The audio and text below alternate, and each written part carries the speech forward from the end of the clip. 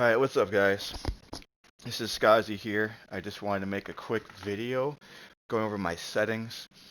Uh, Before I get into it, I'm just kind of a casual gamer that likes to play competitive. I've been playing Call of Duty for over decades now. I love the game, it's fun, even though sometimes it gives us stress and anxiety. It's still overall a fun game to play with your friends. And over this period of the last couple years, I've gotten a little bit more competitive with it. And using a lot of research with pro players in the CDL, streamers, guys that like to play Warzone versus multiplayer. I've been able to compile a number of settings that ultimately work great for me and are very common amongst the community that competitive players use that are very effective. So we'll get into it. First part of my settings, I'm going to go to controller. On my controller, my button layout is a little different. I use tactical flipped, but with my controller, I have a Battle Beaver with 4 back buttons on it, so I like to use those to help me with movement. If you don't have that, tactical flip, bumper jumper is very good. Or if you want to play regular tactical flip, playing with the claw, which can be very challenging to use, is very effective when you want to be able to use your movement a little bit better without having to take your thumb off your analog stick, which is great. The big thing that I like to do is I like to swap my weapons and aim down sights with the grenade and the lethal and tactical. For me, it's just more comfortable. For some reason, I just always felt like it was a lot faster clicking the buttons up top instead of the ones in the back. With the controller I have now, both sets of triggers are mouse clicks, so it doesn't really matter, but still it's just a comfort thing. I preferred using the R1, R2, L2, sorry, as a shooting and aiming. Vibration, I don't know why it's on. My controller doesn't have any vibration, but if yours does, I'd highly recommend turning it off. Sensitivity is whatever you're comfortable with. I used to play at 6.6. I moved up to 7.7 this season, and I love it.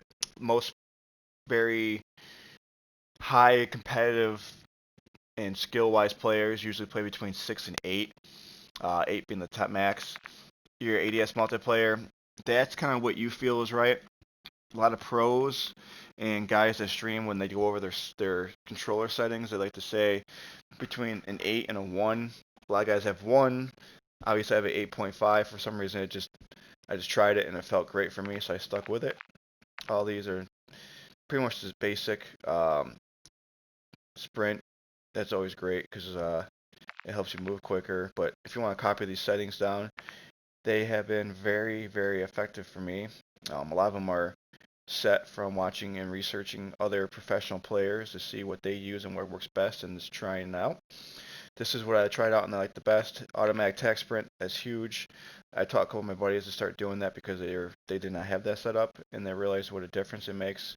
Makes you feel like you're moving faster, makes you feel like you're a lot more fluid, and it takes away that extra click of a button on your analog stick and you could just press it forward and you start sprinting and it's a lot easier.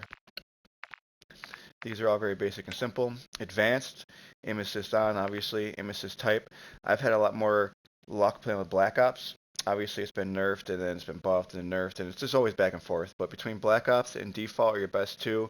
For me, Black Ops feels a little stickier. I enjoy it a little bit more. Aim response curve, everyone should have a dynamic. That's just kind of like the basic thing. Everyone should be using this.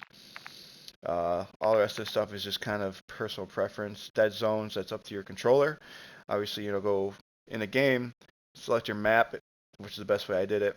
Um, Made it easier for me, and just slowly press your right analog stick in different directions. And then see if the cursor just kind of drifting by itself. You'll stick drift. Just slowly increase your dead zone one at a time as you do that, and once it stops moving completely, that's when you're in the right spot. The lower the better, obviously, but you just have to do with what's best for you. Continuing on, all this is off. Gyro aiming, you don't want that. That's all garbage.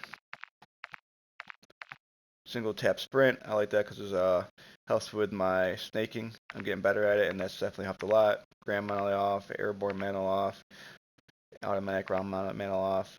Just invert slide and dive behavior. I like doing this because it felt more fluent by changing it so that way when I hold it caused me to slide, and when I just tap it, I dive. Because sliding isn't as effective in this as it is in the other one, as is the other Call of Duty. So I thought it was very beneficial to switch this because diving, at least diving, you can use it to move around and dive back and forth to try to evade enemy fire. Plunge freely. This is nice because the new movement that Shotzi found when you're in water, and it makes it easier to swim around and then easier to exit out of the water using the whatever the dolphin dive out of the water, whatever the hell they call it, but it works great. And the rest of these, if you want to copy them down, everything's pretty basic and simple. It's all just, most of it is just personal preference.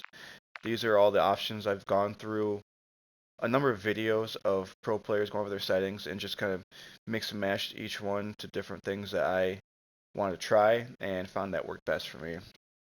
So those are my controller settings, and I hope these can help you play. If you want more videos, more content, I can go over more of this more in depth. Like I said, I'm not a pro. I'm an average player that is trying to be more competitive, try to get better. But I've done a ton of research, watching countless videos, looking countless things up, finding all the information that I can to improve and what works best for most people. And I compile all that and kind of put it together for myself. Trial and error, plug and play, figure it out, and then find what works great and try to understand what each of these things mean. So that's going to be it for the video. I hope you guys enjoyed it. Please subscribe. Please follow me on Twitch, TikTok. I'm new. I mean, I've been streaming for a little while, but not very serious. I'm starting to get back into it. Trying to get more into being serious. I'm trying to put content out there. So if you guys enjoyed it, please give me a like, subscribe, and let me know if you want to see more content. Thank you.